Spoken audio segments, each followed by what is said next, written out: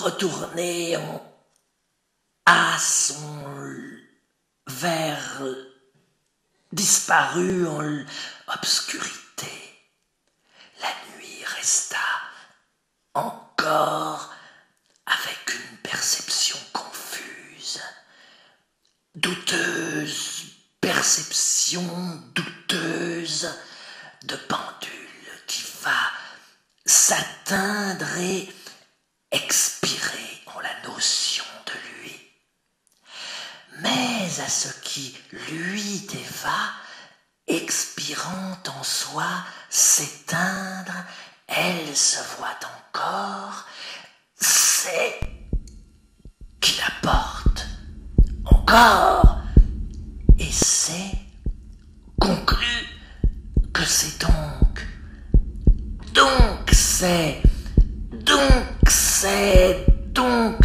encore tel. Donc aussi, oui, encore, que venait, vint, égal, nul doute, était le battement ouï, dont le bruit total a, et vide, dénué à jamais, retomba dans en son passé. Le doute, l'équivoque, cessait. L'idée de là, une motion,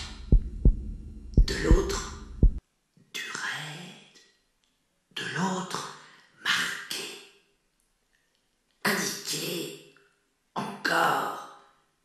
marqué, d'une façon encore plus pressante, nette encore, certaine vite, sûre, nette, certaine, pressante, parle, un, double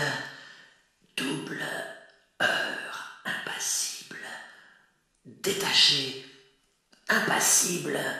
du pendule, qui n'atteint plus que sa notion, mais et ne s'atteint plus ou pas encore, et n'atteint que et à sa propre notion, sa notion et dont le frôlement actuel, tel qu'il doit avoir lieu, remplit confusément la cessation de sa dualité, son intervalle, l'ambiguïté ou l'équivoque, ou sa cessation de l'être, comme si la chute unique des portes la chute totale et étouffée qui avait été le bruit, heure, choc, bruit total et étouffé qui avait été la chute, choc unique des portes du tombeau, ne séparait pas son hôte, bruyant, n'en étouffait, ne séparait, n'isolait, n'étouffait, n'en étouffait pas l'hôte sans retour. Et dans le doute, l'incertitude issue de la certitude de cette explication, probablement de l'affirmation parfaite de cette affirmation, de la tournure affirmative, positive, affirmative, prolongée par la réminiscence du bruit, étouffée, ça, la réminiscence du vide sépulcral, du heure en la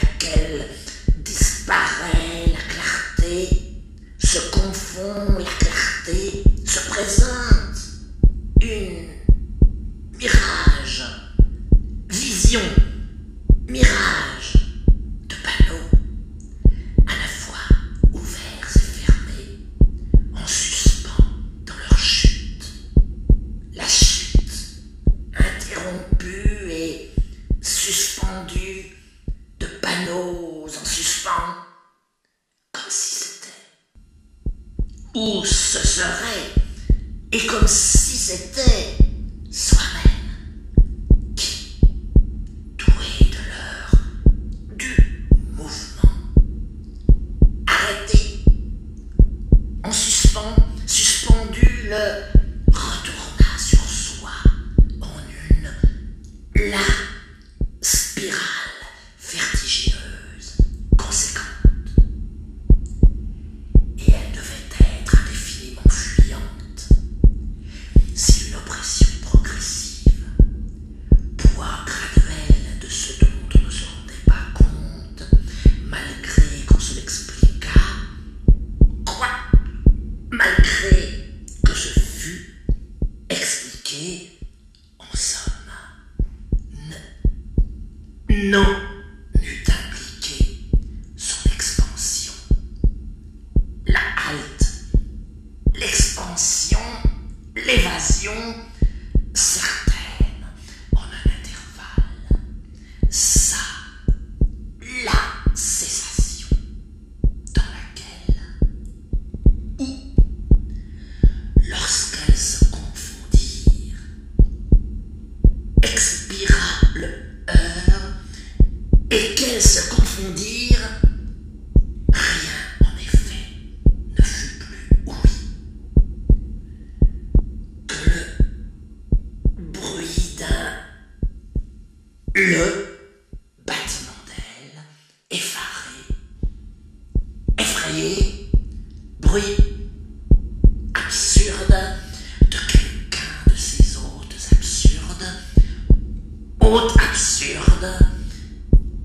bruyant, absurde, effrayé de la nuit, heurté dans un lourd somme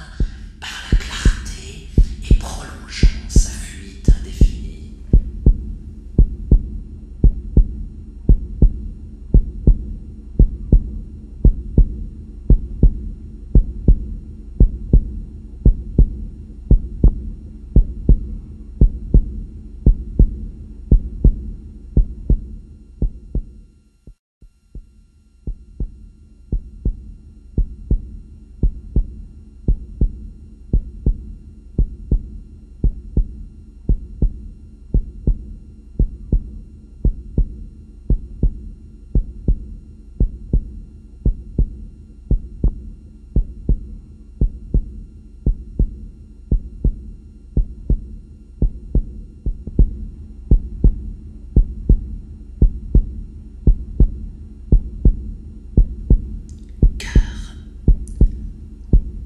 Pour le bruit du plumage,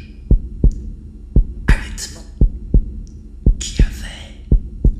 haletant, frôlé cet endroit, ce n'était pas quelque hôte douteux, quelque doute dernier et haletant de soi, qui remuait ses ailes par hasard en passant, mais le frottement familier et continu d'un âge supérieur,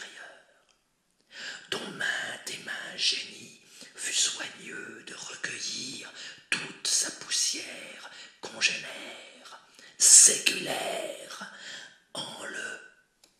son sépulcre pour se mirer en son propre soi, pour s'apparaître un soi propre, et de ne pas laisser le moindre soupçon d'animalité,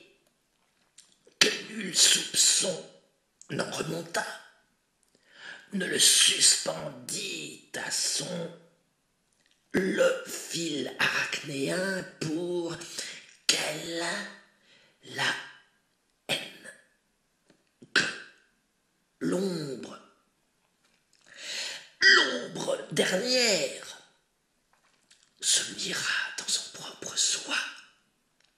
et se revit, reconnue en la foule de ces apparitions devinées, comprises à la lueur. L'astre lacs, étoiles, irisées, nacrées de leur nébuleuse science, et au fermoir, l'étincelle du fermoir de leur volume, qu'elles tiennent tenues d'une main, et à l'étincelle d'or du fermoir armorié héraldique de leur volume, tenue dans l'autre du volume de leur nuit, qu'elles ferment, fermé sur lui-même, sur ses pages, tout apparaissant tel à présent se voyant, afin de s'apparaître pure, pour qu'elle se voie, elle, pure, afin que l'ombre pure s'apparut, se reconnut, ayant assez haut pied derrière elle, là, sa dernière de ces formes qu'elle foule derrière elle, derrière elle et devant couché d'air et étendu, et puis devant elle l'étendue en ce puits, l'étendue des couches d'ombre rendues à la nuit pure de toutes ces sa nuit pareille apparue, des couches à jamais séparées d'elle, dont les pierres tumulaires, sépulcrales, inutiles, ne contiennent pas la cendre, cachée en un lieu qui n'est que le sépulcre, et que, peut-être, sans doute, elles ne connurent pas, qui n'est, je le sais, que le prolongement absurde du bruit de la fermeture des portes, de la porte sépulcrale, dont là ce puits a encore entrée de ce puits rappelle la porte.